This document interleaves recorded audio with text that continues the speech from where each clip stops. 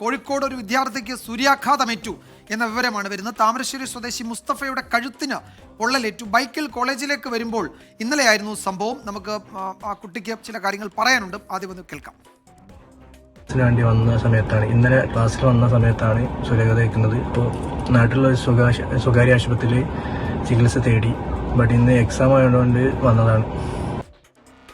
രാഹുൽ സുരേഷാണ് വിവരങ്ങളുമായി ചേരുന്നത്. രാഹുൽ, വടക്കൻ കേരളത്തിലും കനത്ത ചൂടാണല്ലേ? പകല് സൂര്യപ്രകാശം നേരിട്ടടിക്കുന്ന ജോലികളോ അത്തരം യാത്രകളോ ഒക്കെ ഒഴിവാക്കണം പരമാവധി എന്ന് കേന്ദ്ര കാലാവസ്ഥാ വകുപ്പിന്റെ ഒക്കെ മുന്നറിയിപ്പുണ്ട്. അപ്പോഴാണ് ഈ സൂര്യാഘാതമേറ്റ വിവരം കൂടി വരുന്നത്. എന്തൊക്കെയാണ് വിവരങ്ങൾ, വിശദാംശങ്ങൾ?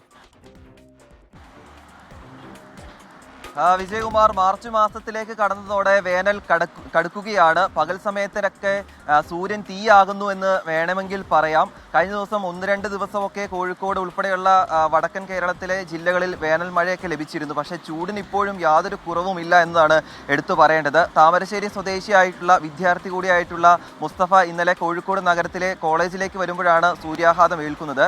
താമരശ്ശേരിയിലാണ് മുസ്തഫയുടെ വീട്. അവിടെ നിന്നും ബൈക്കിലേക്ക് വരുമ്പോഴാണ് വഴിമധ്യേ സൂര്യാഘാതം ഏൽക്കുന്നത്. കഴുത്തിലാണ് ഗുരുതരമായി പരിക്കേറ്റിട്ടുള്ളത്. ഉടൻ തന്നെ താമരശ്ശേരിയിലെ സ്വകാര്യ ആശുപത്രിയിൽ ഈ വിദ്യാർത്ഥി ചികിത്സ തേടുകയായിരുന്നു. ഇന്ന് ഉച്ചയോടുകൂടിയാണ് മുസ്തഫ നമ്മളെ വിളിച്ച് ഇങ്ങനെ ഒരു കാര്യം പറയുന്നത്.